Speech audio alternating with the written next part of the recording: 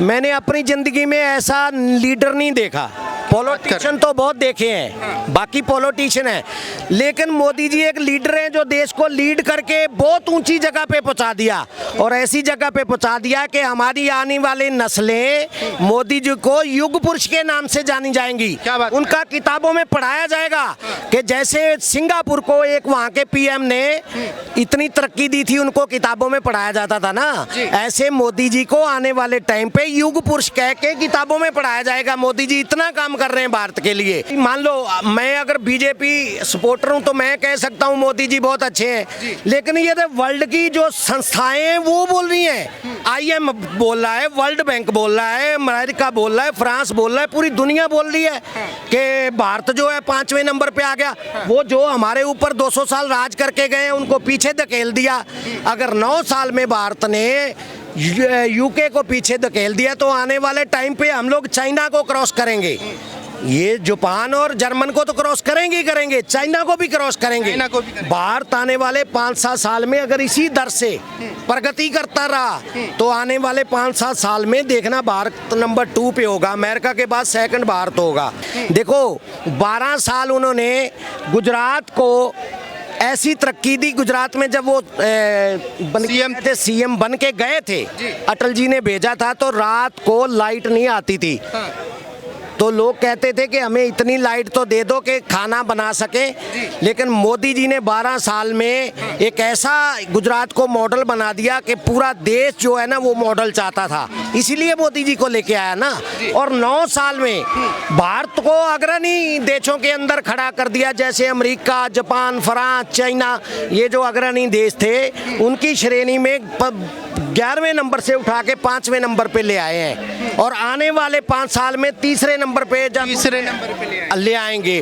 तीसरे पे वो कहेंगे, पर मेरा अनुमान है दूसरे पे आएगा। क्या बात कर रहे हैं? मैं कह रहा हूँ क्यों, क्योंकि देखना आने वाले 5 साल में हमारी जो इकोनॉमी है, मैं जो सोच रहा हूँ जिस हिसाब से मोदी जी काम कर रहे हैं, जिस हिसाब से फैक्ट्रियाँ लग रही हैं, जिस हिसाब से इन्वेस्टमेंट हो रही है, आने वाले 10-5-7 साल में हमारी 15 ट्रिलियन की हो जाएगी इकोनॉमी। 15 ट्रिलियन की हो जाएगी। देखो एक बार रफ्तार, पहले कहते थे कि पहले जब लाख की बहुत कीमत होती थी, अब तो करोड़ की भी कोई कीमत नहीं है। कहते थे 1 लाख कमाना बहुत मुश्किल है, बाकी लाख अपने आप आ जाते हैं जी। तो इसीलिए 10 ट्रिलियन तक जाना हमारा मुश्किल है, बाकी देखना अपने आप आने शुरू हो जाएंगे।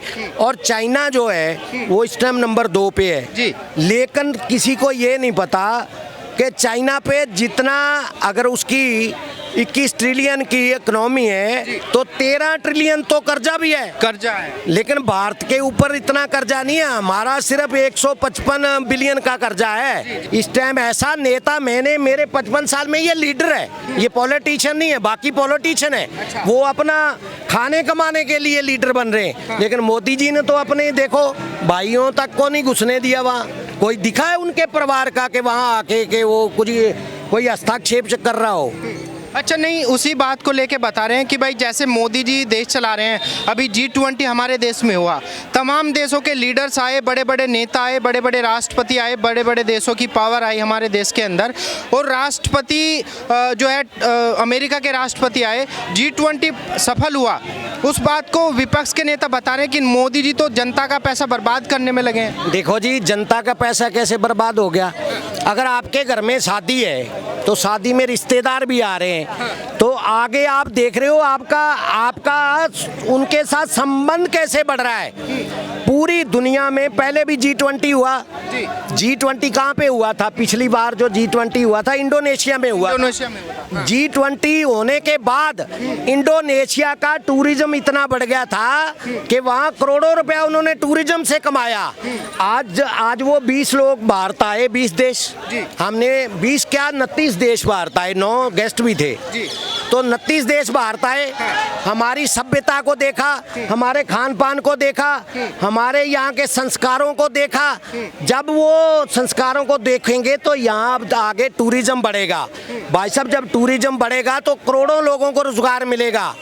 एक टूरिस्ट आने से, रिक्शे वाले से, गाड़ी वाला, ढाबे वाला, रेस्टोरेंट वाला, ट्रांसपोर्ट, टूरिस्ट ट्रांसपोर्ट वाला और होटल वाला, और सरकार को टैक्स मिलता है। एक बंदे, एक टूरिस्ट आने से लाखों लोगों को रोजगार मिला, लाखों लोगों को तो ये रोजगार बढ़ेगा। अभी मैंने आपको सेमीकंडक्टर चिप की बात बीच में रहेगी, वो सेमीकंडक्टर चिप लगेगी 5 साल बाद जब वो फैक्ट्रियां चालू होंगी ना, तब देखना कितना विकास होगा। अभी तो शुरू हो रही है, इन्वेस्टमेंट करी है, तो आते ही तो सारा काम चालू नहीं हो जाएगा ना, उसको अभी लगने में 2-3 साल लगेंगे।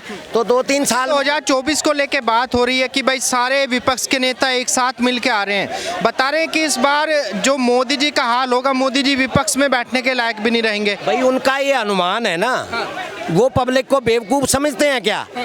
आज हर एक पब्लिक के अंदर घर में मोबाइल पड़ा हुआ है, हर एक बंदा अच्छा बुरा रोज देख रहा है। ये रोज शोर मचाते हैं, महंगाई है, बेरोजगारी है। क्या महंगाई है, क्या बेरोजगारी है? भाई साहब इनके टाइम पे 10 साल में 30 रुपए लीटर पेट्रोल था जब मनमोहन सिंह जी आए थे, और 80 रुपए पे छोड़ के गए थे। हाँ, और मोदी जी के 9 साल में 17 रुपए बढ़ा, इनके काल में 50 रुपए बढ़ा। और अब जो है, अगर महंगाई बढ़ी है तो महंगाई के साथ साथ लोगों की तनख्वाह बढ़ी है। अगर मान लो मेरा ड्राइवर है, आज मेरा ड्राइवर 20-22 हज़ार रुपये ले रहा है, तो किसी टाइम पे हम उसको 5,000 रुपये देते थे। तो भाई आज से 10 साल पहले 5,000 रुपये ले रहा था, तो आज 20,000 रुपये ले रहा है। तो महंगाई बढ़ी है, तो प्लस उसकी तनख्वाह भी बढ़ी है, इनकम भी बढ़ी है। बता रहे हैं विपक्ष के नेता लगातार बोल रहे हैं कि भाई मोदी जी ने इंटरनेशनल लेवल पे देश की फजीहत करा दी, ऊपर से गरीब जनता भूखी मर रही है, लाखों लोग फांसी लगा रहे हैं। इनका काम है झूठ बोलना। इनको लगता है कि अभी भी हम 20 साल पीछे सोच रहे हैं। पहले क्या होता था, हमारे मुखिया जी ने बोल दिया इसको वोट दे दो तो दे दो, उसी को दे। हाँ, अब तो घर की बीवी भी कहती है कि मैं अपना अलग वोट दूंगी, तुम अपना अलग दो। उसको भी जो अच्छा लगता है ना, आप उस पर जबरदस्ती नहीं कर सकते। इसलिए पब्लिक बहुत जानकार है, पब्लिक को बेवकूफ नहीं बना सकते। हाँ, कुछ लोग बेचारे होते हैं भोले भाले, जिनको जो ना समझ होते हैं। अब ये झूठ बोलते रहेंगे तो 100 बार झूठ बोलोगे तो अगले को लगता है एक बार तो सच लगता है। अच्छा सुशील जी, मैं ये जानना चाहता हूँ, आपने कांग्रेस की सरकारें देखी, गठबंधन भी देखा, और मोदी जी के 9 साल 10 साल देखे आपने। मैं ये जानना चाहता हूँ, जैसे आप बता रहे मोदी जी पॉलिटिशियन नहीं है, लीडर हैं, मोदी जी के अंदर आपको कौन सी क्वालिटी नजर आती है जो बाकी नेताओं में नजर नहीं आती? देखो, मोदी जी में सबसे बड़ी क्वालिटी है कि गरीबी देखी है उन्होंने, गरीब की क्या दिक्कत होती है उनको अच्छे से जानकारी है। वो बहुत स्टेटें में घूमते रहे हैं, जब वो पहले साधु भी थे, जहाँ आरएसएस के प्रचारक भी थे, तो उन्होंने बड़ी गरीबी को नज़दीक से देखा है। उनको पता है गरीब की क्या ज़रूरत होती है, तो वो उन चीज़ों को एड्रेस करके चल रहे हैं। जो एक सोने का चम्मच लेके पैदा हुआ बड़े घर में, वो पार्ट टाइम किसान बन रहा है आधे घंटे के लिए। उसको क्या पता है किसान की क्या दिक्कत है? आधे घंटे के लिए धान लगानी शुरू कर दी, जाके फोटो शूट करा तो हो गया। जब मैं राहुल जी की बात कर रहा हूँ, तो इन्होंने गरीबी देखी नहीं, इनको गरीबी के बारे में नहीं पता। मैं कहता हूँ 9 साल में खुद ही देख लो ना आप, भाई वर्ल्ड आपकी तारीफ कर रहा है। मैं कह रहा हूँ सबसे बड़ा दुश्मन है पाकिस्तान हमारा, कहते हैं ना।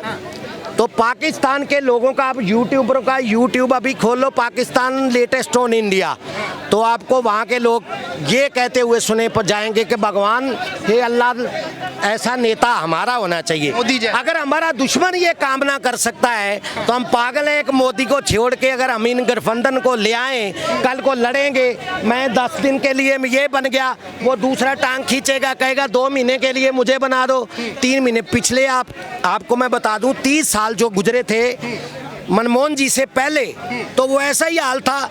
2 साल कोई, साल कोई, ऐसे 30 साल हमारे देश के बर्बाद हुए। उसी दौरान चाइना ने तरक्की की थी। अगर उस टाइम हमें कोई ढंग का नेता मिल जाता तो जो तरक्की बाहर तब कर रहा है वो हम 20 साल पहले 15 साल कर लिए होते।